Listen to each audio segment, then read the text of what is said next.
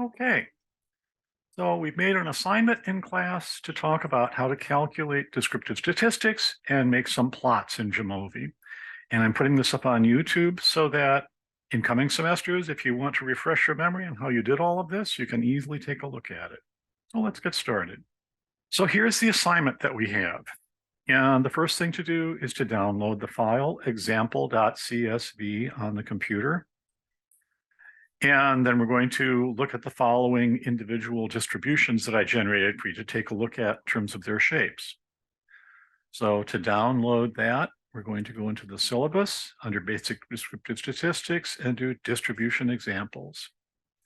And this will then download this file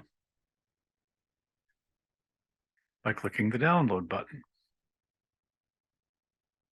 And you'll see that it makes the file here. So that's going to live someplace on your computer. It's going to live in your downloads file. So let's take a look if we can find that. And here we see the file. So in this computer, it's on this PC, the name of the computer, the drive that it's on, and then the name of the folder. So let's go into Jamovi now. Go into the cloud and say start Jamovi. And we'll start this up. And what we need to do now is go up to the upper left-hand corner and click open. And before we were using files that were located on Jamovi. Now we need to go onto the computer we're at, this device. So in here, we then go into the particular folder, and here's our file. Ta-da! Here everything is. Just as before, we need to come in and make sure that the level of these variables is what we would like. We see right away that the beta distribution is continuous, but the binomial Jamovi thinks is going to be some kind of category variable. So we want to change that to being a continuous variable. And then click the up arrow. Now that's continuous. And we can scan over at the rest of our variables here. The Poisson distribution is also a continuous one for the purposes of this analysis. And that takes care of all of them. Okay, let's go in and take a look at our assignment. We're going to be looking at the beta, the binomial, the normal, the F distribution, the chi-square, and the Poisson and the uniform. Now for each of these distributions, I want to make a density plot. So let's go back and take a look at that. Under the Exploration tab, I left click and I want to have descriptives. And then down here, I want to generate some plots. So the first thing we asked for was a density plot. And now which individual variables are we going to be putting in? Well, the beta, the binomial, the normal. So that's the beta, the binomial. Downstairs here, the normal. And what were the other ones? F, chi-square, Poisson, and uniform. F, chi-square, Poisson, and uniform. Okay. Now we see we have all of these pictures. Our distributions have various shapes going on.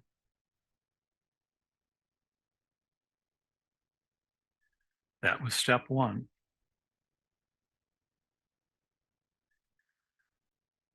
We'd like to have a box plot on these and a violin plot. Let's go back to Jamovi and click the box plot option and the violin plot option. And you'll see in a moment for each of these distributions, we have a violin plot. So the violin plot, as I talked about in class, is taking this distribution and replicating it in both sides to sort of make a violin plot. And in the middle, we see a box plot indicating the median, the interquartile range, and the outliers for each distribution. And that's it for the plots. And now we're going to look at some summary numbers that characterize the typical person in the distribution and some idea as to how much the scores jump around or variable.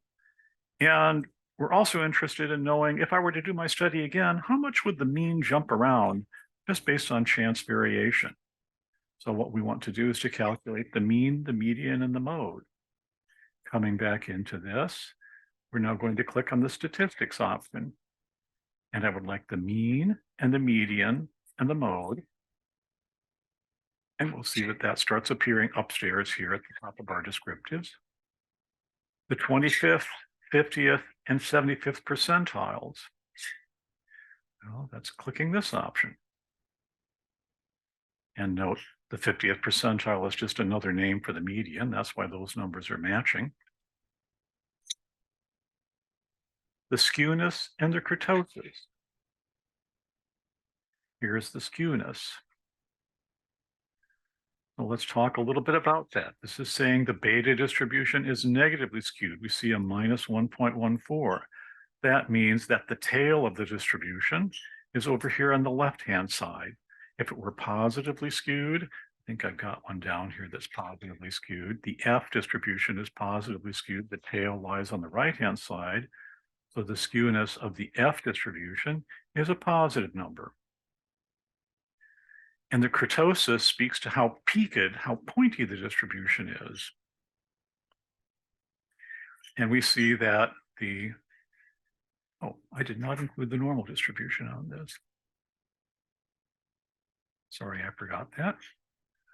And we see that the normal distribution has low skewness and low kurtosis. And some of these distributions, like the F distribution, is pretty peaked, pointy as it were. So we're almost done. What's the estimated mean of this distribution and the confidence interval?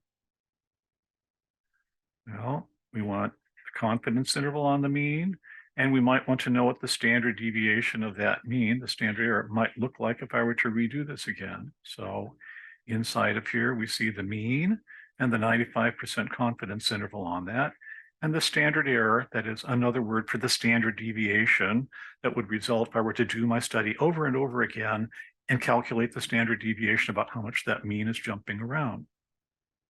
So we're almost done. Save this as a PDF and submit it. So in here, we will right click, we will export. Excuse me, I need to make sure I click everything there. Export.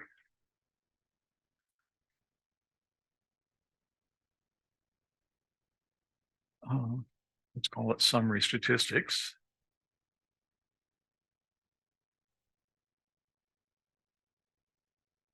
And now we need to figure out where it saved it to. There it is. Now we can take a look at that, and there's all of our numbers and all of our nice little plots saved as a PDF. So to save this, to then submit this, you will go inside the exercise and upload that as a PDF. All right. And that will be the answer to the first part.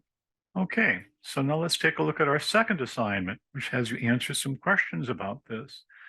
So which question distribution is positively skewed? We'll come back in and we'll look at our PDF that we had before.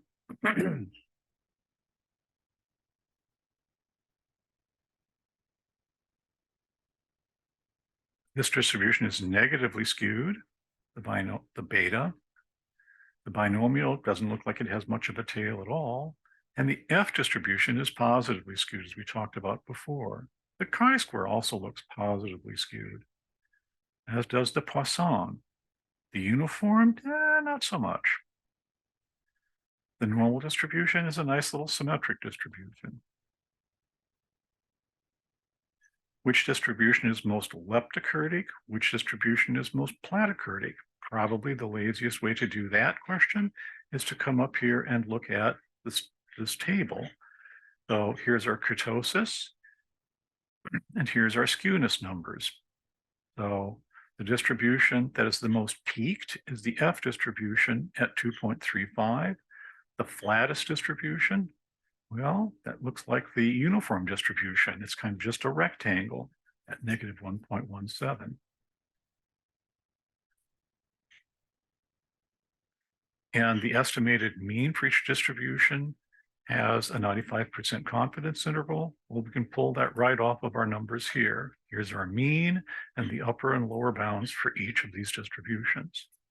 And that's it. So if you answer those questions, you can submit that, and that should take care of it. Thank you much. Appreciate it.